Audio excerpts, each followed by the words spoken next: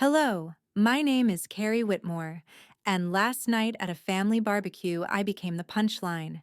My own sister mocked my army career in front of neighbors while my parents and brother stood by laughing.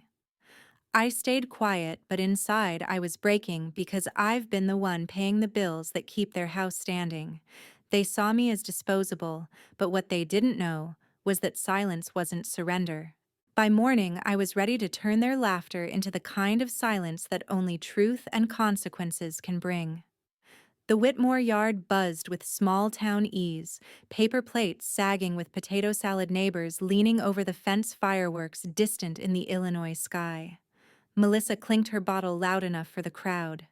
So Sergeant, does the army pay for your attitude too? She didn't look at me. She looked at the neighbors, making sure they heard.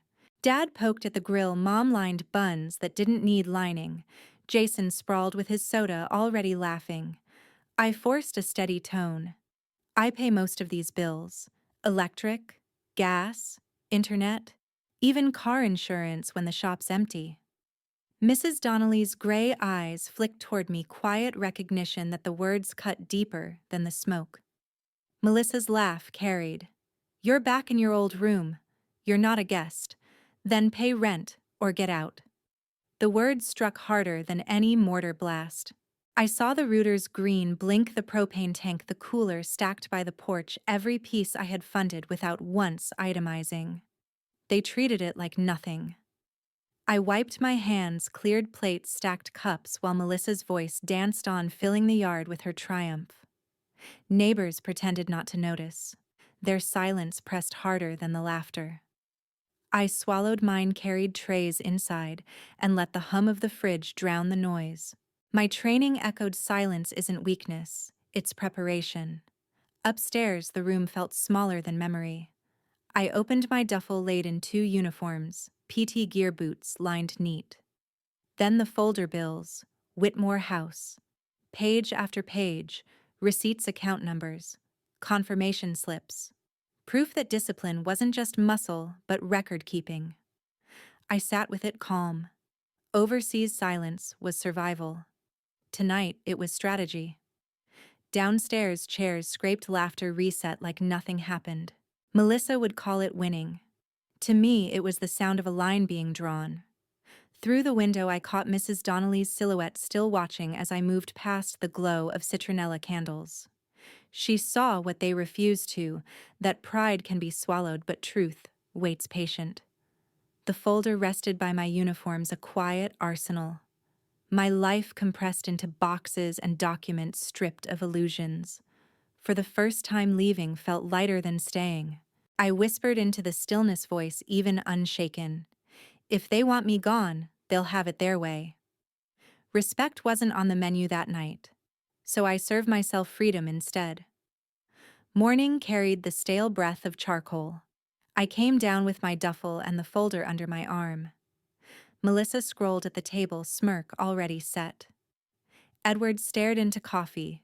Patricia stirred hers to death. Jason filmed from the doorway, his lens hovering like a fly. Decision time, Melissa sang. Rent by Friday or you're out. Don't argue. Act. Paperwork is power. I set the folder on the counter, open to account numbers, confirmations, 6 years of due dates with my name on them. I didn't narrate. The paper could do that. Edward cleared his throat. No need to make a scene. I'm not, I said, heading down the hall. Melissa slipped in front of me, shoulder to the wall, smile bright as chrome. You're not going anywhere. You told me to? I said. I'm following orders. She laughed. Don't try the army tone on me. Jason whispered content for the group chat, plastic case crackling. Dan Ramirez's pickup rumbled into the drive. He stepped in with a nod that settled the room. We lifted headboard and frame like we'd rehearsed it. Melissa performed for the neighborhood. We carried weight. Across the street, Mrs. Donnelly leaned toward the woman next door. I didn't hear the words, but I knew them. She's really leaving this time. Patricia hovered. We can talk later. After she calms down. She's calm enough to make deadlines, I said. So am I. We worked bolts into bags, tools into a shoebox, linens folded once, then again. Dan didn't ask questions. He matched my rhythm. "You good?" he said over the dresser's scrape. "I am?" The answer lived in my hands. Melissa blocked the hall again. "You think you're better because you have keys to a borrowed place." I pushed the frame until she shifted. "It's not borrowed." Jason snickered. "Tell that to the internet when you're crawling back next week." Sun hardened the driveway as I locked the trunk. Melissa followed, chin tipped. I clicked the key fob and turned. "Send me an invoice," I said. "We'll compare it with 6 years of utilities in my name." Her smile twitched. "Don't you dare strand your family." Stranding them was pretending I owed them everything I said. Edward came to the porch, voice pitched for the street. "A week of Grace, Caroline." "Grace," I said, "isn't a line item on my statements." Inside the router blinked green. I wrote a transfer checklist on a receipt: electric, gas, internet, insurance. The folder slid back under my arm like a shield. Dan tapped my roof. "Address later," he said. We loaded the last box. I glanced at the chipped stair paint, the dented baseboard from a space heater I bought when the furnace failed. Fixes no one noticed until I stopped making them. Patricia touched my elbow. "Please don't turn this into a spectacle." "I tried quiet," I said. You laughed louder. Gravel popped as I pulled away. Mrs. Donnelly lifted a palm in a small blessing nobody else saw. My new place sat on a narrow street where maples arched over the asphalt. The motion light clicked on. Paint smelled like a promise. I set the folder on the counter, the duffel by the door, and dialed the first number. "Utility services. This is Denise. I'm confirming the account holder change for the Whitmore residence." She confirmed each transfer. I wrote codes in the margin: electric done, gas done, internet done, insurance call agent after lunch. Only then did I sit back straight, phone warm in my palm. Don't argue. Act. Paperwork is power. I dialed the bank. Security questions, then a pause. The banker's tone tightened. "Ma'am, there's something odd. Did you recently open a store credit card?" I gripped the wheel, eyes narrowing. "No. But I know who did." They thought kicking me out was the punchline. They didn't expect the joke would turn into a felony.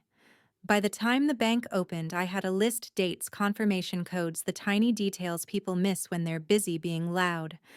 The lobby smelled like polish and coffee. A bank officer guided me to her desk, smile automatic. "I called yesterday," I said. "Suspicious activity." She pulled up my file, pupils narrowing. "I'm seeing a new store card in your name. Opened 2 days ago. Delivery address." She hesitated. "Whitmore residence." The word landed like a gavel. "Application method online. IP logged. SSN matches yours, date of birth too. Recovery email isn't the one on record." "Freeze my credit with all 3 bureaus," I said. "Place a fraud alert on every file. We can trigger Experian and TransUnion here." She said, typing. "Equifax, you'll confirm. I'll also print an affidavit disputing the account and request the application logs." Warm pages slid from the printer. I signed without my hand shaking. The screen showed my name beside their address, a collision in plain text. Evidence didn't raise its voice. It just stood. At the police station, the air turned to disinfectant and policy. A desk sergeant took my statement, dates, the fraudulent card, the address it would have shipped to. He wrote a case number in block letters and tore the slip free. "If they contact you," he said, "document everything. Don't confront them directly." I won't. I've learned the difference between venting and winning. On base, Captain Laura Jennings listened in a small office that smelled like paper. She didn't flinch. "You did the right thing. Keep every receipt." "They laughed at you, but courts don't laugh at evidence." "I have 6 years of bills," I said. "Good. Compile, index, back it up. Keep all communication in writing. Orders and mercy at once." By noon, I'd confirmed Freeze's set passwords long enough to be prayers and forwarded the police report to myself and an external drive. Order didn't erase anger. It gave it rails. Robert Klein's office was cool and quiet. He read fast, stopping at the bank printouts and the case slip. You came early. People wait months. By then, damage breeds. I've had enough breeding at that address, I said. He allowed half a smile. We'll draft a cease and desist address to the Whitmores, referencing the police report suspected identity theft and your withdrawal from financial responsibility. We'll notify the merchant's fraud unit and the bank's legal department. No direct contact with your family, everything through counsel. That's how I want it. He slid a draft across. The language was bloodless and sharp. I initialed, watched my name anchor itself in more ink. His assistant clipped the final pages and promised a courier run by day's end. Outside the window, Rockford moved in slow heat. My phone buzzed, an unknown number spitting one word: coward. I locked the screen. Confidence isn't volume. It's refusing bait. I stacked the papers the way I'd want a judge to see them: bank statements, freeze confirmations, the police report number, the draft letter with today's date. Numbers replaced arguments. Timelines replaced noise. Klein offered his card. You're already doing the hard part. Most people want revenge. What you want is record. Records win. I stepped onto the sidewalk carrying proof instead of outrage. Sun struck chrome and concrete. For once, I didn't feel exposed under it. I felt armed. At the curb, I checked edges and signatures. I heard my voice before I knew I was speaking. This isn't family drama anymore. This is fraud. I closed the folder. The day had the clean feel of a decision executed. Only the drive home remained, and the quiet I'd chosen. As I exited the lawyer's building and turned toward my car, a figure leaned against the passenger door, arms folded, smile like a cut. She pushed off the metal sunglasses, reflecting my outline back at me. Thought you could outrun me? Paper won't save you.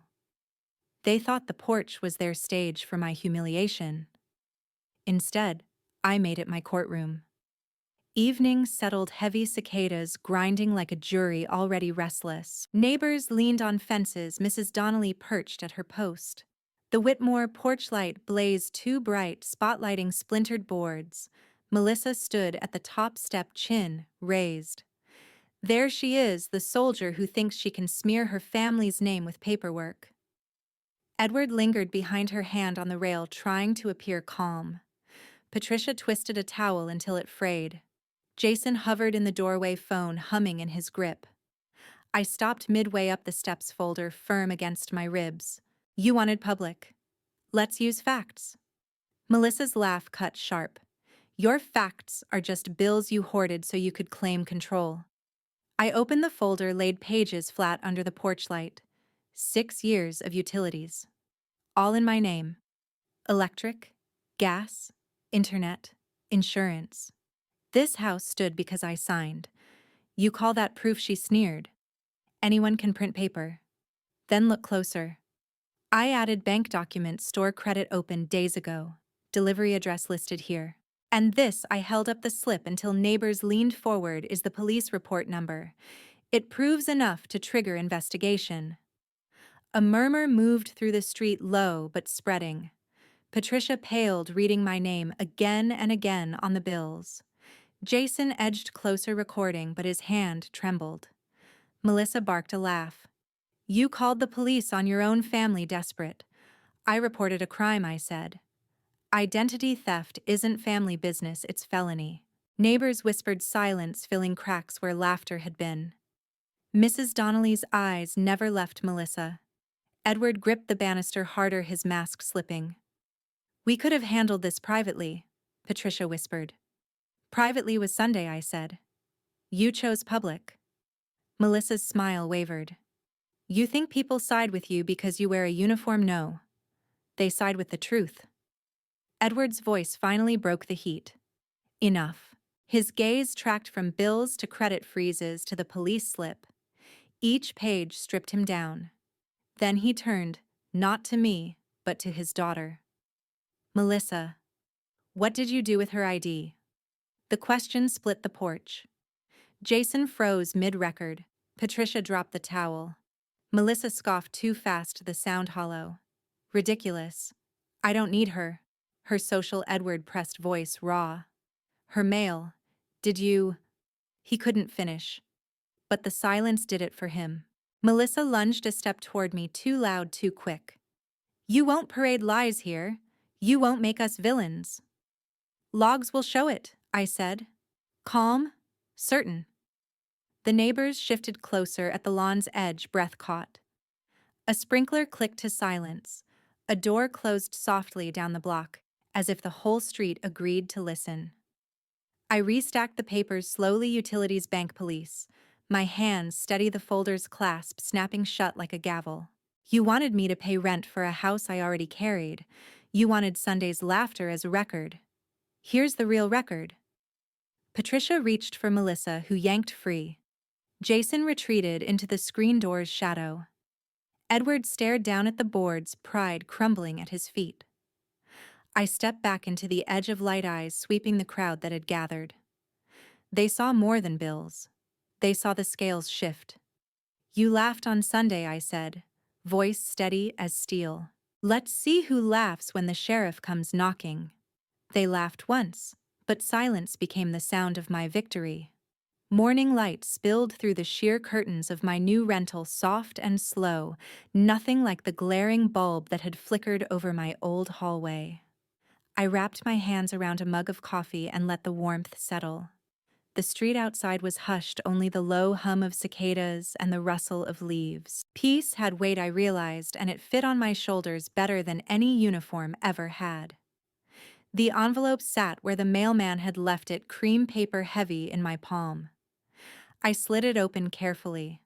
A foreclosure notice filed against the Whitmore house. Words neat, official, merciless. My old address sat printed at the top, now no longer theirs. I breathed out once slow, the sound of something ending without me needing to lift a finger. A knock drew me to the door. Mrs.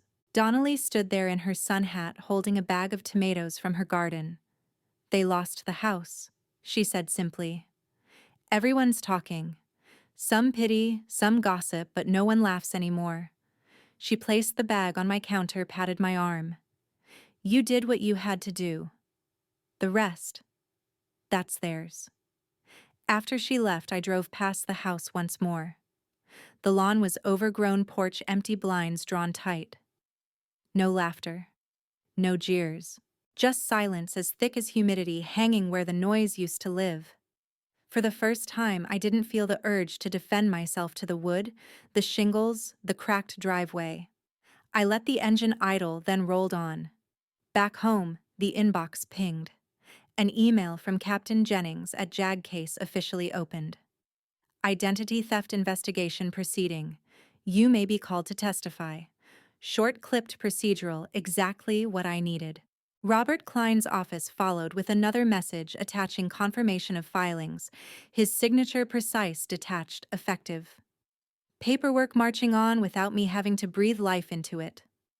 I gathered the folder from the counter, the same one I had carried like armor through barbecues and porches and offices. Bills, bank slips, affidavits, police reports, proof that had once been my entire spine. I closed it, felt the clasp snap, and slid it into the drawer of a modest oak desk. For the first time in years, my back straightened without its weight. My peace was not in carrying evidence, but in knowing it stood without me. I returned to my coffee, still warm. The cicadas droned on steady as the beat of my own calm. I opened the email again, reading the last line aloud. You may be called to testify. A smile touched the edge of my mouth. I whispered into the quiet, not bitter, not triumphant, just steady. If they want silence, they'll get it in court. I've walked through humiliation, betrayal, and silence to finally reclaim my peace, and I know many of you have faced moments where your worth was dismissed by the very people you expected to stand beside you. I'd love to hear your thoughts. What would you have done in my place? Share your comments and let me know if you believe I made the right choices. Your support means more than you think, because every voice that stands for dignity helps remind others that they too deserve respect. Stand with me in this journey by leaving your words below.